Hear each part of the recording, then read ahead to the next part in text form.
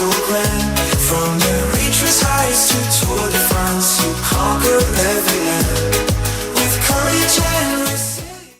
سلام كمي تخونو كبرات تخطاتتي سي ام اكسترا شو لتوزينا سبورت حزنا لكم قريبنا لنا مكتتا لكم بخبرنا عدم ጋዜጣው ዋዕላ ኣሰልጣን ሩበን ኣሞሪም ሎሚ ቅድሚ ናይ ሰንበት ፀወታ ኣንጻር ሊቨርፑል ጋዜጣዊ መግለፂ ሂቡ ሎሚ ንጎ ምስ ናሃሪ ሞጌራ ዘራሪብየ ነይረ ኣብዛ ዓመት ስፖርት ኣዝዩ ከም ዘድልየና ነጊሩ እዮ ውዕሉን ተወሳኺ ዓመት ከም ዘናውሕናዮ ድማ ብሓጎስ ይሕብር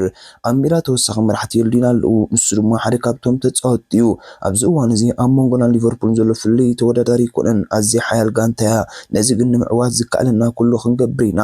ማርኮስ ራሽፎርድ ብሰንኪ ሕማም ሎሚ ልምምድ ኣይገበረን ናይ ሰንበት ፀወታ ክቅርብ ዝብል እምነት የብለይን ኣብዚ ሕጂ እዋን ብዛዕባ ፅቡቅ መስኮት ዝውውር ወላ ሓንቲ ክብል ኣይክእልኒ እንተኾነ ግን ገለ ክንገብር ከም ንፍትን ክረጋግፅ ደሊ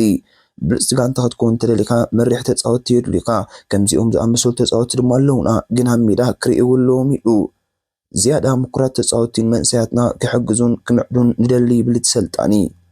ሳላሕ ኣብ ሊቨርፑል ናይ መወዳእታ ዓመት ምዃኑ ገሊፁ ግብፃዊ ተቃዓይ ሊቨርፑል መሐመድ ሳላሕ እዚ ኣብ ሊቨርፑል ፀናሓሉ ናይ መወዳእታ ዓመት ምዃኑ ርእይቱ ሂቡ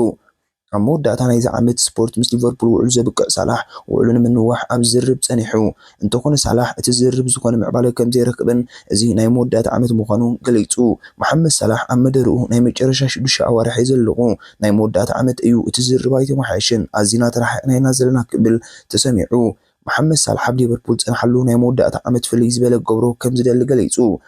ውዕሉ ንምንዋሕ ዝተገብረ ድርድር ምሕያሽ ብዘይ ምርኣዩ ኣብ ሊቨርፑል ናይ መወዳእታ ዓመት ክኸውን ምዃኑ ዘፍለጠ ሳላሕ ናይ መወዳእታ ዓመተይ ፍልይ ዝበለ ገብሮ ዝደሊሉ ሳላሕ ዕላምኡ ነቲ ሊግ ምዕዋትን ኣብ ዓወት ሊግ ድማ ዝለዓለ ብፅሒት ምፅዋትን ዕላምኡ ምዃኑ ዝገለፅ ሳላሕ ነቲ ሊግ ተዓዊተ ሳላሕ ፈጣሪ ፍሉይነት ዝነበረኒ ክብሉኒ እየ ዝደሊ ክብል ተዛሪቡ ሊግ ምዕዋት ቀሊል ኣይኮነን ኣርሰናል ቸልሲን ኖቲንግሃምን ከርክባና ይኽእላየን ሲቲ ክትምልስ ምዃና ኣይጠራጥርኒ ትኩረት ክንገብር ኣበርቲዕና ክንሰርሕ ኣለና ኢሉ ፖል ሜርሰን ክለብ ኣርሰናል ኣሌክሳንደር ኢሳክ ትዕድጎ ኣለዋ ናይ ቅድም ተፃዋታይ ክለብ ኣርሰናል ነበር ኣብዚ ሕጂ እዋን ሓደ ካብ ተንተንቲ መደበር ቴሌቪዥን ስካይ ስፖርት ፖል ሜርሰን ብዛዕባ ኣሌክሳንደር ኢሳክ ከም ዝክብል ኣድናቆቱ ይገልጽ ካዝና ሓሳብና ሴርና ንኢሳክ ንዕድጎ ኣለና ናይ ብሉፃት ብሉፅ ተፃዋታይ እዩ እርግፀኛ ናብ ትስዕብ ደረጃ ከሰጋግረና ይክብል ሓሳባቱ ካፊሉ ተፃወቲ ቶተንሃም ሕማም ኣጋጢሞም ኣሰልጣኒ ሄንሄ ፖስተኮግሉ ተፃወቲ ክለብ ሰሜን ለንደን ቶተንሃም ገለ ካብ ተፃወቲ ሕማም ከም ዘጋጥሞም ገሊፁ ፅባሕ ኣብ ሰዓት ምሳሕ ኣንጻር ኒውካስል ዩናይትድ ዝገጥም ኣሰልጣን ቶተንሃም ኣንሄ ፖስተኮግሉ እቲ ለበዳ ኣብታ ጋንታ ኣስፋሕፊሑ ከም ዘሎ ክብል ገሊፁ እዚ ሰልጣኒ ገለ ካብ ተፃወቲ ጋንታ ኣብ ሰንኪ እቲ ለበዳ ልምድ ከም ዘይገበሩ እኳ እንተገለፀ ሰላም ኮኑ ክብል ግን ይገልጽ በአንጻሩ አሰልጣኒ አንሄ ፖስተኮግሉ ተኸላኸላይ ዴስቲኒ ዶኪ ብሰንኪ ማህረምትን ኣሳሽኩሽ ሰሙን ኣብ ፀወታ ከም ዘየለ ያፍሊጡ ዜናታት ዝውውር ክለብ ማንቸስተር ዩናይትድ ንካዚሜሮ ሪክሰን ሊንዶል ብምሻት ኣብ ወርሒ ጥሪ ካብ ካልእ ጋንታታት ንዝመጽ ሕቶታት ንምቕባል ቅርብቲ ምዃና ገሊጻ ምንጪ ፋብሪዚዮ ሮማኖ ክለብ ሪያል ማድሪድ ዝውውር ኣሌክሳንደር ኣርኖልድ እንተተሳኺዕላ ዲዮጎ ዳሎት ከም ኣማራፂ ኣብ ሕቑፋ ንምእታው በቀረባ ርሕቀት ትከታተሎ ከም ዘላ ትገልጽ ምንጪ ፔፐር ስፖርት ክለብ ባየር ሙኒክ ነቲ ዕድሚኡ ናብ 40 ዕድመ እናተፀግዐ ዝርከብ ማኑዌል ኑዌር ንምትካ ሓለውቲ ውዳት ኣብ ምድላይ ትርከብ ክትከውን ከላ ሓላዊ ውዳት ክለብ ብራይተን ዝኾነ ባርት ቬርብሩገን ኣብ ትዝርብ ሓለውቲ ውዳት ታጋንታ ኣብ ቀዳማይ ደረጃ ይስራዕ ምንጪ ቢልድ ጣልያናዊት ክለብ ቶሪኖ ወስታን ተፃዋታይ ማቲያስ ሪቺ ብዓበይቲ ክለባት ከይተመንጠለት ውዕሉ ክሳብ 2028 ኣናዊ ሓላ ማቲያስ ሪቺ ብጋንታታት ኢንተር ሚላን ማንቸስተር ሲቲ ዝድለ ተፃዋታይ ክኸውን ከሎ ኣቀድማ ቢላ ክለብ ማንቸስተር ሲቲ ብግዚያውነት ቦታ ናይ ሮድሪግዝ ትክኢላ ኣብ ኣማራፂ ኣትያቶ ከም ዝነበረት ይፍለጥ ምንጪ ኦፊሻል ቶሪኖ ኤፍሲ ፔጅ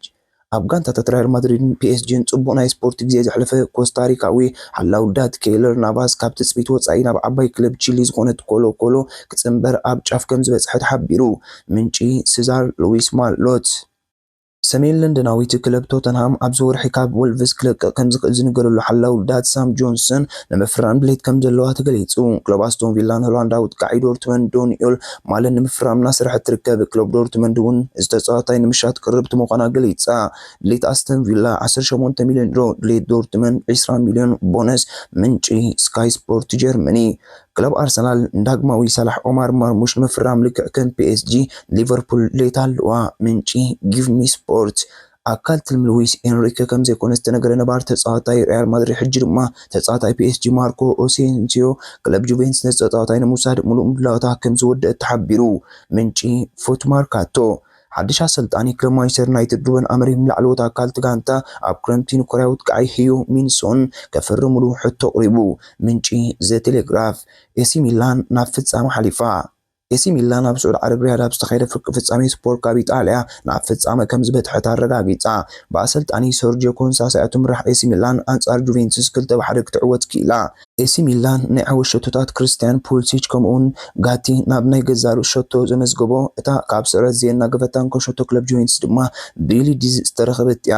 እዚ ፖርቱጋላዊ ሰልጣኒ ሰርጂዮ ኮንሳሳኦ ኣብ ናይ መጀመርያ ጸወቱ ኤሲ ሚላን ክዕወት ክኢሉ። ኤሲ ሚላን ሶን ምሸት ሰዓት 10 ድሕሪ ቀትሪ ኣብ ፍጻሜ ኣንጻር ኢንተር ሚላን ክትገጥምያ።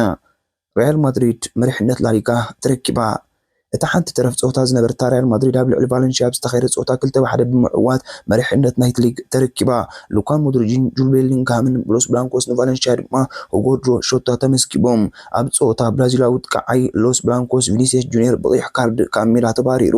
ወላ እኳ ሪያል ማድሪድ ትምራሕ እንተነበረት ኣብ መወዳእታ ደቂቓ ብዘመዝገበትን 2 ሾታት ግን መቁር 3 ነጥቢ ክትሓፍዝ ክኢላ።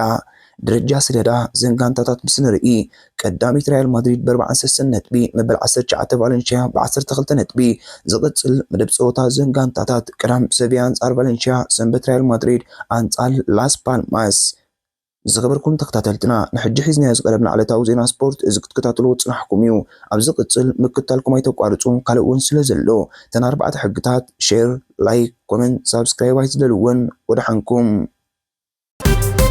አንበሳ ቢበዓል ስረ አንበሳ አንበሳ ቢበዓል ስረ አንበሳ አንበሳ ቢበዓል ስረ አንበሳ